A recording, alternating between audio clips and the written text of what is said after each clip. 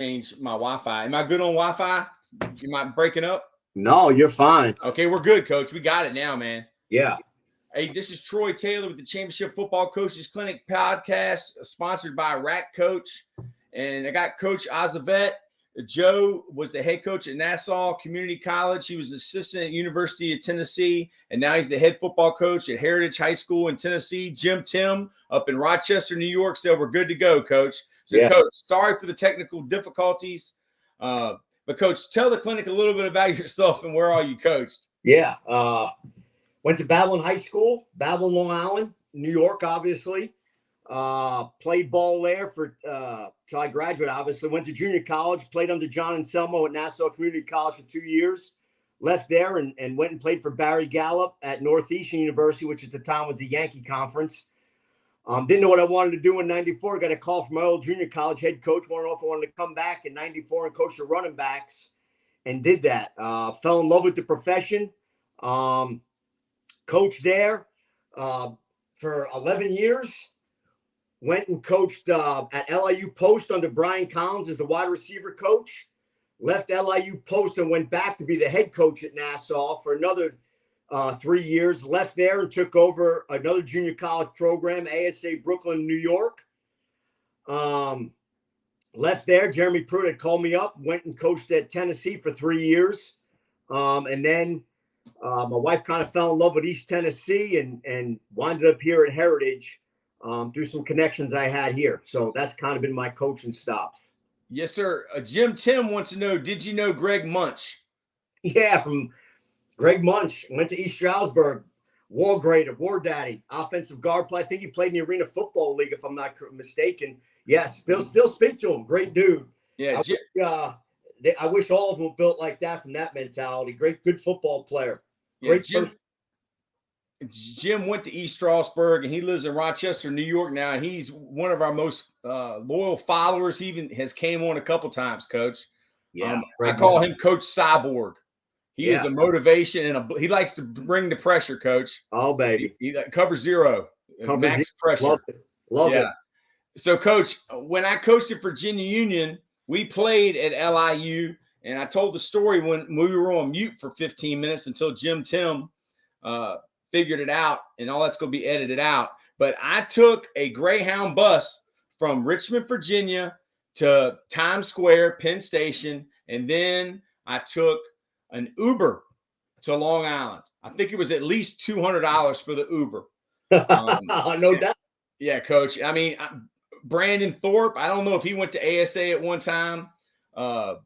We had a bunch of guys that was from everywhere. But when I got out of the Uber, the whole team clapped. And you were telling us the story about playing Trinity, Coach. Yeah. One of the top junior colleges in the country when you was at ASA. What was that like, Coach? Oh, it was the day I was supposed to leave on we break for summer, and we were supposed to fly down. We had a pretty good year in 14. So we got invited to play in the Junior College Kickoff Classic, which was in Gun Barrel City, Texas. Had everything lined up to go down there, fly down. Long story short, President calls me up to his office, said we didn't have in the budget to fly down there. So I said, well, we're making this trip. I mean, the kids worked their tail off. We set our whole off-season conditioning program to go play Trinity Valley, 28-game win streak, number 2 team in the country. So I had a booster. Well, we got 2 Greyhound buses and took a 34-hour bus ride from Long Island, New York, down to Gun Barrel City, Texas. And, you were talking about experiences. I mean, it was an experience. Stopping every 8 hours, but that was a phenomenal team we had. I mean, the kids were amazing, and we wound up, and we didn't play any defense in the game, but we wound up pulling that one out and upsetting Trinity Valley 66-56 in 2015. But like we were talking when the thing was on mute, if you have some want to, it's amazing what you can accomplish when you got some want to in you. And you were talking about the younger coaches, that a lot of them don't understand how tough it was for us, Coach. I mean, I'm 45, and we had to get a book. Yeah. Like I offered a young guy a book, Coach, once. This is the book I was going to give the kid. I said, here you go. I said, I got a book. I said, dude, this is like one of the hardest books there. I mean, Andy Reid's probably in this book coaching. Yeah. And the kid turned it down. He was like, I don't read football books. I was like, dude, this is the Norm Chow. Yeah. Coach Mountjoy gave me. I got Norm Chow's home number. I'm I'll going be to call shocked him. if people know who Norm Chow is. These Oh, young pups, one of the innovators of the pass game. Yeah, I mean, Yeah, no Reggie Bush, Phillip Rivers. I mean, Coach, you said I don't need this. So I mean, Coach, when we were growing up as young coaches, what was that like? And now, I mean, I've done 60 podcasts in a month with different coaches. I mean, guys that have coached at major college, NFL. Talk about that, Coach. Yeah, like we were growing up as a young coach. You know, most of the guys like are going to tune into this are football junkies, like me and you are. As a young coach trying to learn the game, you know, you like you said, you had to go buy a book. There was no internet. There was no Google search. So you had the resource available to us was a book. Hopefully, you had a friend in the profession that could hook you up, and you can go do a professional development session. But I think what you guys do, and so many people that do these podcasts and all these resources available to us, I mean, it's phenomenal how you can grow as a coach if you want to, you know, find out information. You know, like I said, again, when we were on mute, you know, you're doing yourself a disjustice as a coach if you think you know the game. I mean, the game's always evolving. There's always little innovations that you want to try to take and adapt and put into your program. But we didn't have these things available to us. And it was, like you said, it was the Bill Walsh encyclopedia. You probably had that. Which one, Coach? Yeah. Coach, there you go. Exactly. Look at that, Coach. Yeah. Oh, you even got the signed copy. Yeah, Coach, I ain't got the jacket. Yeah. I lost the jacket, Coach. Oh, you can probably put that on eBay and make some coin for that one right there. Coach, I mean, yeah. But I mean, like I said, the young coaches now, it's so advantageous to what they have at their fingertips from just being on the computer, you know, the podcast that you guys do. There's just an abundance of information that you can find to make yourself a better football coach. I'm Amityville, Coach. That's right up there where you're from, man. Coach, this is where they murdered all the people, ain't it? Exactly right. A modern short punt. God bless you. Yeah. Look, Coach Totem here, Coach. He's on YouTube. He's one of the best young offensive line coaches in the country. 26 years old in North Carolina. He's putting on an O-line clinic. It's a podcast. His wife is going on a vacation. Man. He's going to do an all-day clinic. When is it? He'll come speak, I'm sure. Coach can't say no, man. He's like me. I want to learn. Forget saying no. I want to learn some O-line. Oh, yeah. Coach, this guy right here, he did a podcast on Counter Power. And I mean, it's legit. I mean, the guy, I was busting his chops, but he knows his stuff. So Coach Totem, you just put it up. And I'll put it up here so Coach sees it and everything. And I'd love to tune in. And I try to do this too. Every night, and I don't do it all the time, but I try to do as much as I can. I try to take 45 minutes a day and try to do some football related learning. Like I said, on the internet, maybe I'm sitting down with my staff in the back there. I can't get enough of it. And that's really how you grow as a football coach. If you're just going to put the pads away at the end of October and not get on there until the beginning of July, you're doing your kids a disservice. You're not doing your program. I mean, you got to be a lifelong learner when it comes to this game. And the minute you don't want to do that, it's the minute to put the whistle away. And there was a young guy once, I told him, I said, dude, you need to learn the history of football. Like, you need to know what ran what out of the game. And he's like, I'm not going to study the history of football. And this guy got a head coaching job. The first thing he's calling me and asking me about the wing tee. Yeah, Tubby Raymond. Well, I got the autographed copy right here, Coach. Look at that. Coach, I got a problem, don't I? Yeah, that's awesome. I got a problem, Coach. No, you're good. Yeah. You're good. Yeah, Coach, this one right here is tough. This is paperback. Oh. This was hard, Coach. This was a edition right here, baby. Oh, baby. I love it. We're some football junkies. You're in the right spot. Sit on the beach and put out a book. Yeah, Coach Jim Tim says, learn from Mike Santinella, coach from East Stroudsburg University Air Raid. Yeah. Yeah. Coach Tatum's doing what I did when I had my first clinic back in 2009. I almost got divorced for the first time, and I almost destroyed my feet. I went from 8 a.m. to 8 p.m., Coach. I said, I'm going to do a 12-hour clinic. That was the dumbest thing I ever did, because guys got to go home to get to their wives. I know. 3 p.m., they're rolling out of there, dude. Yeah, that's the thing. Like, and you're probably like me. My problem is that my wife says it all the time. You don't know how to say no. So everyone that asks me to do something, it's always yes. Because here's why, and I think I told you this. When I was a young coach, I wasn't afforded the availability to have all these people. I had to, I didn't really have that many people in the profession. My dad was a damn carpet salesman. Amen. But the minute my fingers never stopped. I mean, I have books and books of everything. And I don't care, like you said, it's Tubby Raymond, the wing tee, to Mouse Davis and the run and shoot.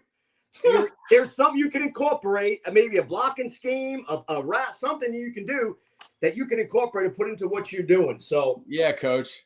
We're cut the same cloth. 8 a.m. to 8 p.m. so guys can come and go as they please, but they can learn throughout the day. I'll record and upload afterwards. I mean, Coach Jeremy Pruitt, I've never met him, Coach. Yeah. But the stories of him basically sleeping outside of Coach Probst's house and basically begging him to get on his staff at Hoover. I mean, what can you tell us about that? And I want to go back to your high school coaches too, Coach. Well, I can tell you this about Coach Pruitt. And he told me, I think that is a true story, that he did there, went to his house or something, said, I want to be on your staff. But I can tell you firsthand, when we got there in February, our wives weren't down there yet. We would sit in the back of that staff room in Tennessee and we just talk ball, and we'd start right after dinner. And the next thing you know, it would be 3:00 in the morning. We literally, that first month, slept in our offices and just talked ball. I mean, Coach Pruitt, I've been around a lot of good football coaches. From a defensive perspective, the guy's brilliant. He's a football junkie like we are. And you hit up Coach Pruitt, he's like, come on, let's talk ball. And he'll talk Let's ball. go, man. Hey, text me his number. Let's go. I'm having a big day, man. I mean, I got the hot hand. Yeah. I mean, Coach Jim McNally, Tony Franklin, Brent Pry on the same day on Monday, Coach. I might as well add Jeremy Pruitt. Yeah, it's like having Yaki Johnson, Coach. Just give him the ball, Coach. Talk about Yaki. No doubt. What you want to talk about, a dynamic running back? Shit, that boy can go now. And forget even that he's a legit football player. I love that the kid's a quality young man. Is he coaching high school ball now? He's at Verona High School, and where he originally went on the East End near Highland Springs, near the airport, and he's a strength coach. But the thing about him is I coached at Meadowbrook when he played here, but here's the type of kid he is. There was a kid that had a cleft palate, and this kid had no friends, and Yaki went and sat next to this kid every single day and ate his lunch next to him. Don't surprise me. When there's a war, you want that guy in your foxhole. Man, Coach. He has he's got work ethic. He was 2-year captain first at Nassau. I mean, that's why, you talk about the people that we had. And he was definitely a leader for our program there when we had that thing rolling there in 14 and 15. Yeah, people told him he was not big enough to play Division I, but he went to Hampton, Coach. Yeah. Football players are all shapes and sizes. Talk about that, Coach, recruiting. I mean, you've been at junior college. You've been at the top, Rocky Top. You're in high school now. Sure. Talk about recruiting and really how big of a joke it is. Yeah, I'm not a big – here's my always thing, and I'm not a big believer in this 3-star, 4-star, 5. I'm a big believer in what I see with my eyes. Now, different genres, when you talk about playing Power 5 and playing junior college football, there's some similarities, but obviously when you get to the Power 5 level, you have so many people in that recruiting department. And there's certain vital statistics that you have to start at to start recruiting a kid. The tackles, arm length, hand size. Junior college, you gotta find kids that might not fit that Power 5 mold, and we did that at Nassau. Nassau, we couldn't offer kids a piece of bazooka bubble gum. So you had to do a great job in being able to evaluate kids that you thought fit what you do from an offensive and defensive standpoint. And I think the thing why we had so much success there is our staff did a heck of a job of being able to identify kids that we thought fit the mold, what we were doing schematically at that junior college. Totally different. When you get to Power 5, there's got to be a cutoff. Now, you'll have some extenuating circumstances. If you have a wide receiver that's not an outside guy, and ain't 6'2", but he's running 4.3 and is a tadpole, is twitchy, great short area quickness. There's some extenuating factors you do that. But most of the time in Power 5, if you look at a position, they're cookie cutter. This is what they got to look like from a vital statistical standpoint. Because if not, you don't have enough time in your day or the resources, believe it or not, even though you have such a big recruiting department, to evaluate the tens and thousands. When I say 10, you got thousands of film because everyone wants to play Power 5 football. Yeah. You know what I'm saying? So you have to have something. What's the starting process when you start to evaluate that kid? That's really the only difference between Power 5 and junior college. But let me say this, and here's a misnomer a lot of people say, because they watch so much TV and ESPN and all that. Here's what I always tell you, and this goes true to any high school kid, junior college kid. No money, brothers, bad money. 3% of high school football players, and I don't know what the percentage of junior college, go on and move on to get money. I don't care if you're getting money from NAIA, Division II, whatever it is, that's less money you're going to have to pay down the road. So you're setting yourself up for lifelong success if you have some money getting paid for when it comes to walking out of a school and having some of your education paid for. Like everyone's under the impression, well, if I don't make it's Power 5 or bust, or it's mid-major or bust, screw that. Yeah. Go get your education paid for. All right. And especially nowadays, we talk about technology and Twitter and all these things. If you're good enough nowadays, it ain't hard to find you. They'll find your ass. You know what I'm saying? And on top of that, here's a caveat to that. Now you go on to play Division II to 1AA football. If you're good enough, guess what? Those are like the junior colleges now. They'll find a way. You know what I'm saying? They're bringing your coordinator and you. Coach, University of Richmond, they took Billy Kosh, the coordinator, Chris Kosh's son, and the quarterback and the receiver, and they made the national playoffs. Yeah. What a genius move. Yeah. It should be illegal. I'm sorry, but stealing people's players I think you should have to sit out a year, man. Well, that's this new era of college football now. Yeah. They are poaching all the 1AA. And you know what? I get it. Why would I take a kid that's unknown? I coach high school football now, but why would I take a kid that's unknown playing high school kids when I could flip on a film and see a resume of them playing against some 1AA talent and the kid's dominant 1AA? You look at so many people that have gone on this past year. They had the offensive tackle at Albany. You had the defensive end from Albany that just went to Florida State, the Vitali, or whatever his name is. I think it starts with a V, who just dominated, who's probably going to be a first-round pick if he comes out. But my point being is that the resumes at a Power 5 level, you see them playing against unique talent at the 1AA level. If they're dominant there, they can play at the Power 5 level. And Coach. There's good players everywhere. Kill high school recruiting to a certain extent. Now, it won't kill the ESPN top 300 kids. Those kids are always going to have a home. But if you have a borderline kid, it's going to be a struggle being able to get them out. But it goes back to what we just spoke about having the avenue to maybe go into a lesser place, showing out, doing what you do, be a dynamic player, and having that availability to go on if that's something that you want to do. Yeah, Coach. Like people always ask me, like, well, Troy, what advice would you give my son? Make good grades, be a good kid, and work hard. Is there anything else, Coach? Like, is there a camp? Is there a film I can get a highlight film made from? Is there any drill? Be a good kid, make good grades, work hard. Here's what I always believe in, and the formula has always worked. We do this thing here. We call it a core card, right?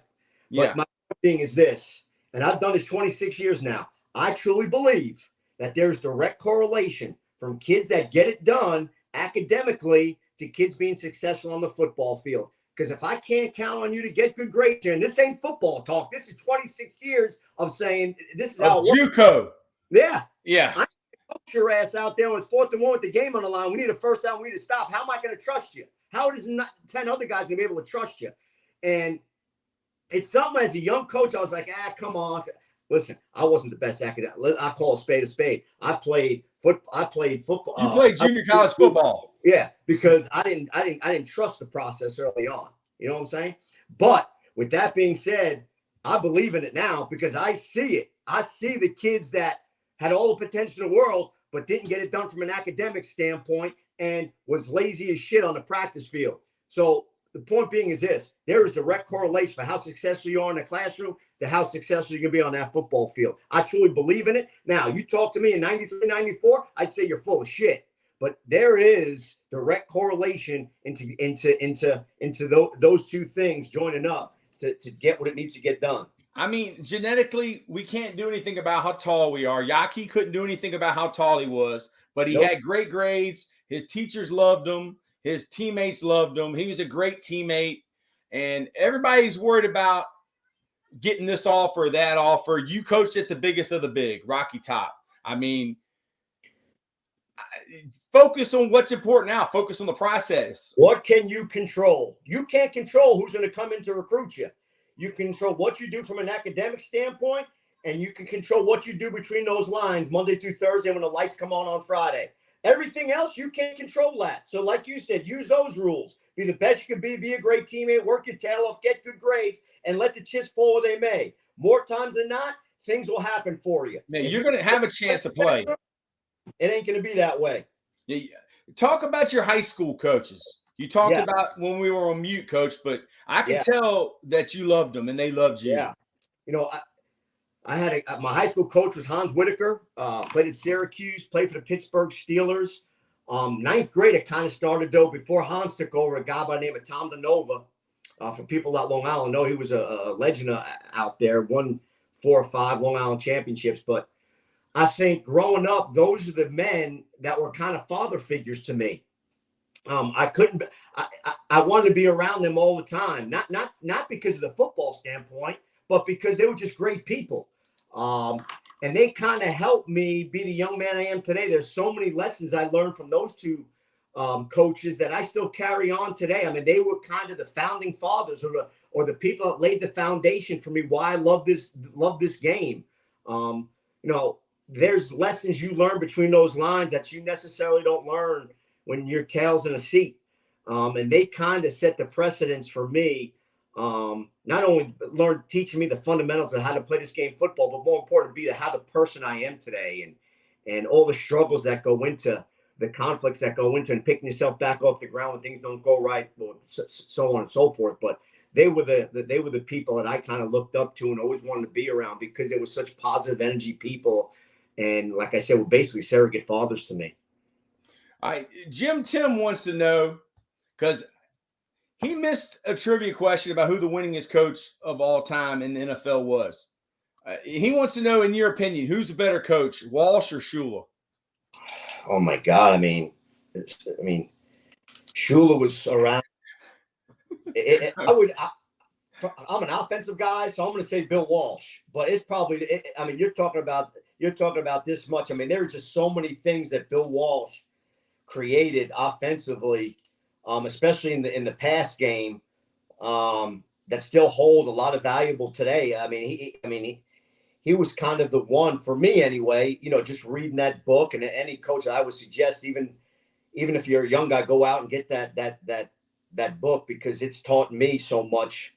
But I would have to say Bill Walsh. Now, Don Shula was pretty damn good in his own right. Now, I mean.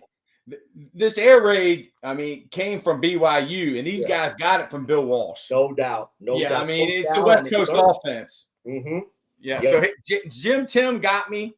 He said, "See, I told you, Troy. So you got me, Jim Tim. Talk about your JUCO coach that went on to coach in the NFL, Coach, because there's great coaches everywhere. I've talked from rec coaches to guys in the NFL like Chris Beatty, the wide receiver coach, Jim McNally. I mean, there's great coaches everywhere." Yeah. And Coach Tom McDaniels, Josh McDaniels' dad, 40-year high school coach, Coach Maurice Claret. He was awesome. Yeah, let me say this. I've coached at every level there is to coach. I don't care what level you're going to have good coaches and you're going to have bad coaches. And it's at every level of football, Power 5 all the way down to junior college. What makes you a good coach? This is what I always thought. What makes you a good coach? Your kids love you and trust you. They're prepared to play whatever schematic. I don't care what schematic you're doing. They're prepared to play. They understand the fundamentals and the foundation of that position, how to be executed at a high proficiency level. If you can do those two things and understand conceptually what you're trying to get accomplished, and your kids are going to go to war for, you're going to be a good football coach. Now, if you sit on your laurels and you don't do your homework, you're unprepared, just like you would be in any profession, then you're not going to be a good coach. I think the misconception is that because you see coaches coaching on TV, that makes them a better football coach than the guy that's coaching on Friday nights under the lights.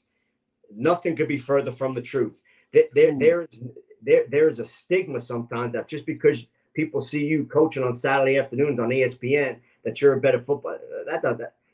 That's more of a me thing. I've been around some great high school football coaches that coach ball, that could coach at University of Tennessee. I've been around some good junior college coaches that can coach at the Power 5 level. I've been around some coaches at the Power 5 level that can't coach shit, for lack of a better term. So, I mean, it is. And let me say this too. People say, I always get this question too, Coach, how do I get there? How do I coach the Power 5? Coach, be where your feet are. Because let me tell you what it is. I got coaching the Power 5 level. Now, I hit lotto. Jerry Pruitt kind of knew a little bit about me, but I hit lotto. I went in there and interviewed for 6 hours, and I didn't know a damn scared shit sitting in that room. Question from Charles Kelly, from Tracy Rocker, Chris Rump. But more times than not, someone, the trigger pull that's going to hire you to get your foot in the door over there. Now, what you do when it's in there is a different deal. But a lot of times you got to know somebody to get there. But don't think for 1 second that you're any less of a coach because you coach high school football than what you're seeing on Saturdays and Sundays. Because and I've coached it, that couldn't be furthest from the truth. And from my own experience, I was shocked at some of the coaches I was around that, for lack of a better term, sucked. Yeah, Coach. Coach, you do not beat around the bush, Coach. You are direct and to the point. Yeah. Nothing's gray area with you, Coach. No, I wear my heart on my sleeve. I mean, Coach, I'm from Richmond, Virginia, and you're from Long Island, New York, but we're like brothers from another mother. No doubt. I mean, how long does it take, to determine, hey, man, this guy is a football junkie. This guy is a football guy. He oozes it. Yeah. How long does it take? I think you can tell right away if someone's got it or someone don't, if someone wants to work out of someone. It don't take very long. I can tell you that. You start talking ball, and especially you get paid for it. You do it every day, and your ass is on the board drawing stuff up, schematic. Ain't no hiding. No, yeah. You either got it or you don't from a certain. And it goes back to and I don't know if we were recording this or not, but another question was, well, how are you prepared to get in there? Like, did you feel intimidated? And I want to be quiet. I didn't, and I'm not being pompous. Here's why I didn't. Because like I spoke about before, I always did an hour, 45 minutes every day. If I was a head coach, I was learning defenses, learning offenses. You got to do it. You got to love it. Like some people work out every day. You got to get your ass on these resources, get your ass in a book, know what people are talking about, know the lingo, know how defenses or offenses are trying to attack you. So that if you do that and you can sit in a room and be confident in your ability to decipher and be able to dictate what you're seeing, what you're looking at, or how to attack something. Worriedness and scared comes from lack of preparation. If you're prepared, the tests are easy, man. The tests are easy. So, Coach Tatum to say to the younger coaches out there, never be intimidated. Do your homework. Be a football junkie. Learn something every single day, and then go from there. And be okay with not knowing something. If you don't know it, Coach, what do you mean by that? Yeah. Do you maybe you have a different terminology than I do for something. Yeah. But maybe you don't know.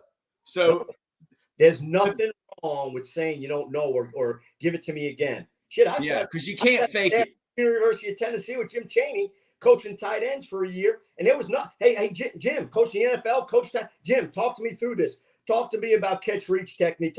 I didn't care because you know what? Here's the thing. When you get onto the field, if you don't know what the hell you're saying or what your coaching points are going to be, you're going to stick out like a sore thumb. And that's the last thing you want to have happen on the field. So learn what you got to learn. Do as much as you can. So when your ass hits still between those lines, you're talking the same language with these dudes. But you couldn't be, you're dead on. There's nothing wrong with saying you don't know. Nothing wrong with it. And I mean, when you're coaching at that level, I mean, I was a quarterback coach at Virginia Union. I was the D-line coach. You coach what the coordinator wants. So you just repeat what they say. They coach you, and you coach. Basically, you have to be like a player. You take the coaching, then you coach the player. Coach Tatum said, I kind of felt that way while at the AFCA convention. I had multiple conversations with GAs, and I'm sitting there like, these guys don't know football. They're just proficient in Microsoft Office. Well, that's what Coach Saban and Coach Belichick, you probably know him, Coach Jules Montanard, Coach DBs. He's been all over the place. But he said when he interviewed with Coach Pruitt and Coach Saban, he had a PowerPoint, and Coach Saban had walked in. And he basically stopped him, and he told him that he doesn't want to see a PowerPoint. He wants to see him on the board with a marker, because anybody can make a PowerPoint on the board with a marker, or they'll put on film on and say, "Talk about the technique that you want to have here." What corrections would you make? Talk about the first step here on this duo scheme. What you're telling the tight end, where you would. There's a lot. Yeah, you like quarter coverage. All right, how you play trips? Exactly. That's the first. That's the first thing they ask. Boom, man. Like, okay, well, how do you play trips? Yeah, because they have about 5, 6, 7, 8 different ways they can play it. And again, it goes back to now. If you didn't do your homework on how to play trips, or how to play poach, or how to play stub your stump, your ass. Right there, in 30 seconds, hey, this ain't the guy for the job. Yeah, it goes back to the component we spoke about a minute ago about making sure you're doing what you need. So when you get that opportunity, you're prepared for it. You're not, and you're confident about your answer. Yeah, Coach Tatum, the best football coach I've ever been around was a 5'6" Army Ranger that ate glass, and he was the hardest of the hard. But players loved him. Coach, he could get him to run through a wall. He didn't even care about X's and O's. It was like he was a first sergeant, coach, and those guys were attacking the bunker. Dude, Coach Tatum, the X's and O's are overrated. Talk about that, Coach. You got guys from junior college. Those players, they don't care what you know. They got to trust you. Talk about that. Yeah, I think you kind of hit the nail on the head. The first thing you got to do is what's your cult? And I know it gets thrown around a ton, right? But what's your standard? What's the culture in your program? How can you foster the relationships with the 80 people that are in your program? How do you do that? Because a lot of them have different buttons you have to press to get them going. Some you can't rip their ass, and some you can. But my first thing is this, and I've always said this, and I know this is football talk. I'm going to say it anyway because I truly believe in it. How can I get these kids in this room in my program to understand that I truly love them and care about them? Okay. Especially in college, because they're going to go home and they're going to tell their high school coach, hey, this coach gets it. This coach cares about us. And I think you hit the nail on the head. Once you get that these kids understand, they'll run through a brick wall for you. I couldn't agree with you more when you talked about X's and O's being overrated. Obviously, you got to be proficient in that.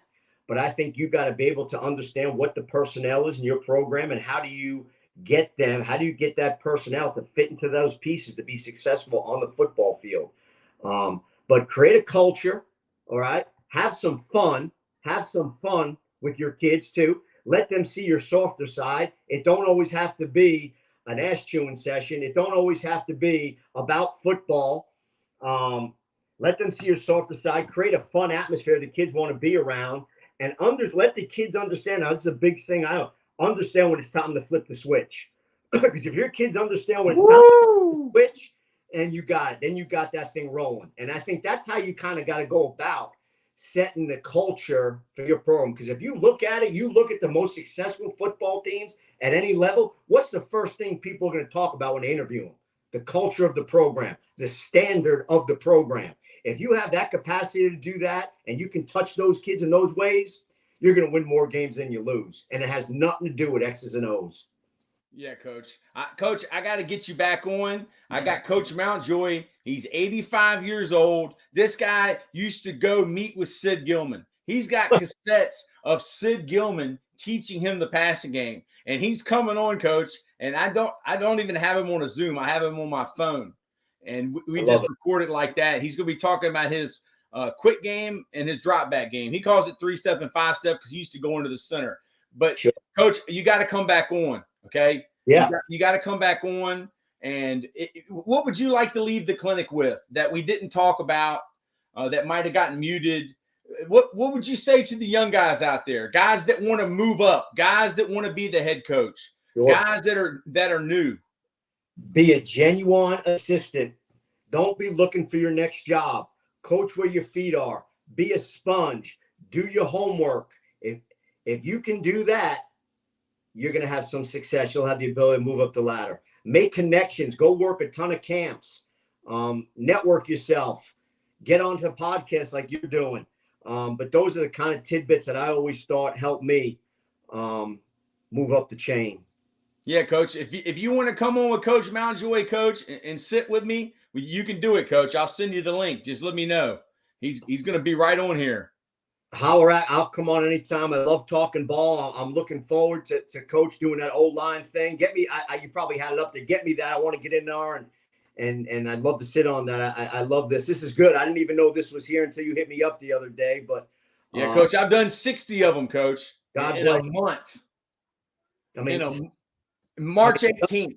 The young coaches and the young coaches, they have no idea what a vital component this is to their success. I hope they understand that this is such a great resource that you can use to be a better football coach. I appreciate it. Yeah, thank you, Coach. God bless you, my friend. I'll talk to you soon. All right, Coach.